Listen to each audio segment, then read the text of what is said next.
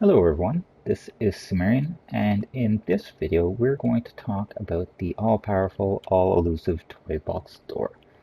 Now the toy box door is one of those toys that is relatively simple enough to use, but there's enough options in it that you can accidentally lose toy boxes. So it's always best to be very careful when you're using a toy box door.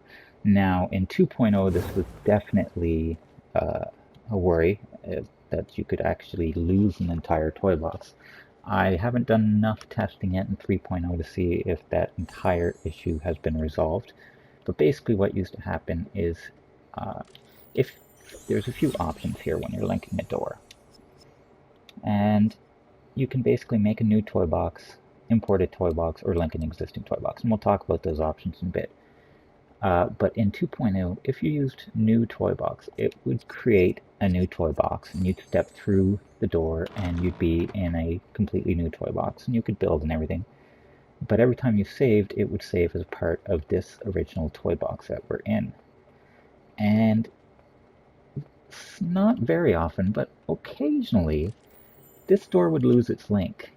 And once it lost its link, because that other toy box was a toy box created only within this save, you had no way of getting back to that next toy box.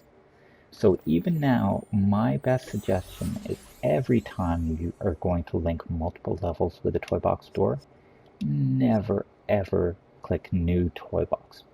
You always want to build separate toy boxes one at a time first, and then you want to import them into your hub box or into the box that is linking to this box.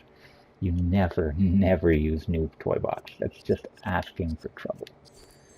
So what we're going to do here is we're going to basically, I built a little tiny level, nothing major, but solely for the point of this tutorial, and we're going to import it, and I called it link to here.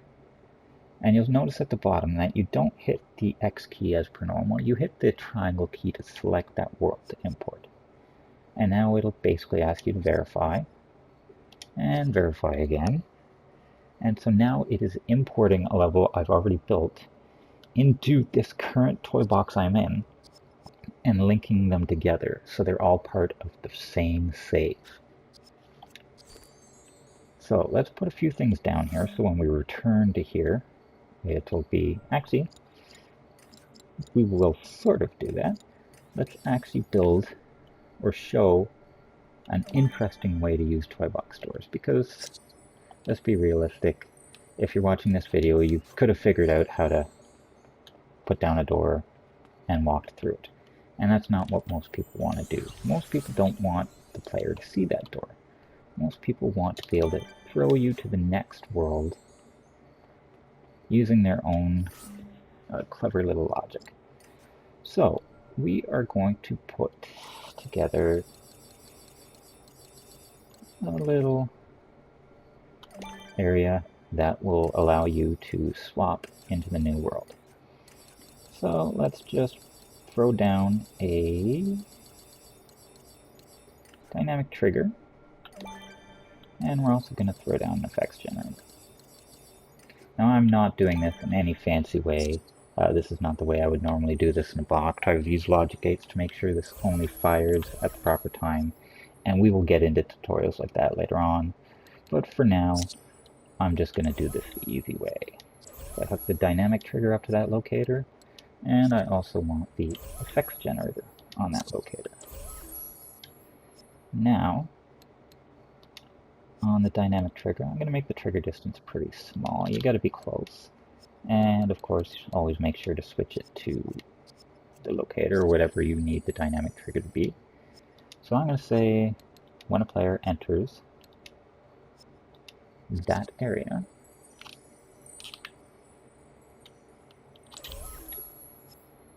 change to this level. Now there's an option in a toy box door. We'll talk about the options actually. This destination link, you'll see there's 10 numbers. What that means is in the level you're going into, I can put down a locator And if you've ever looked at a locator, you might have wondered what these properties were. You'll see 1, 2, 3, 4, 5, 6, 7, 8, 9, 10. What these do is I can point a door to spawn your player at one of these. So for example, if I called this locator door destination tag 5, and there was a door in the level that we're about to go to, headed back to this level, if I don't put anything down, then I will appear on that in tab you see there. That's the basic starting point.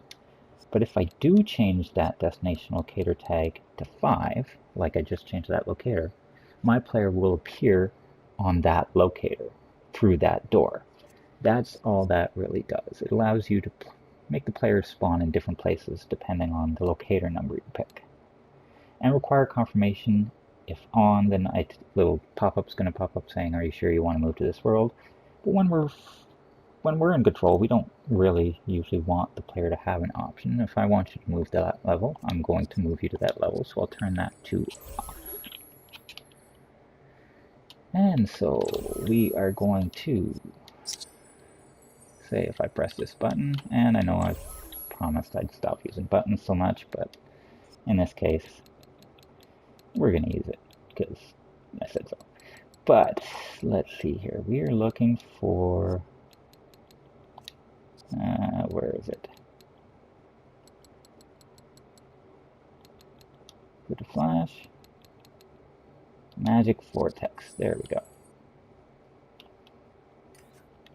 And once I enter that Magic Vortex, I'm going to go. Once I approach this portal, because of that locator with the dynamic trigger there, once I approach it, I'm instantly going to teleport to the next level we have here. And here we go, we're loading into the level that I've already imported into the game. It's nothing big, like I said, but you'll see we're about to get a fireworks display in the sky. The beautiful thing is that level starters used to, in 2.0, not work through a door. If you went through a door, the level starter wouldn't fire. They work now in 3.0 once you go through a door. That level starter was hooked up to a time delay of 5 seconds, and then those fireworks went off. And we got that little tiny fireworks display. So now I'm going to hook a toy box door. And I'll show you the third option. I showed you the first option under destination, which is new toy box, which I said never use. Import we just did to import this toy box into our original toy box. But link an existing toy box, that means you can go to any toy box that's already been imported into the game. So in this case, I'm right now in link 2. I started in level 1, so I can tell this toy box door that you're going to link back to our original level. And I kept require confirmation on, and you'll see travel to level 1 will pop up. You can continue, you can cancel. I'm going to continue, and we're going to shoot back through this door to our original level that we just built. And you'll see there's our button, there's our 2, and there's our portal all over again. And of course, if I step in that portal, I'll go right back to level 2, and that level starter will fire off all over again. And that's really all there is to toy box doors.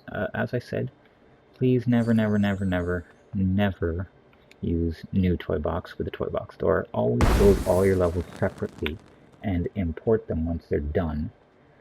That way, even if you do lose a link on the toy box door, you'll still have the original level, and that's what you can easily fix your box because you have the original level. So really, that's all there is to it. You can use a toy box door directly. You can set up any sort of trigger area to instantly move the player between levels. And the beautiful thing is level starters now work between toy boxes. Now, toy box game makers don't work so well through toy box doors. I would generally avoid them when you're using toy box doors unless you use some more advanced methods like starting them all in test mode in each individual box. But realistically speaking, the toy box door is really simple to use as long as you follow the basic lines like always importing, and that's really all there is to toy box doors. So again, this has been Sumerian. This has been a tutorial on toy box doors, and I hope it's been of some use to you. Have yourselves all a wonderful day.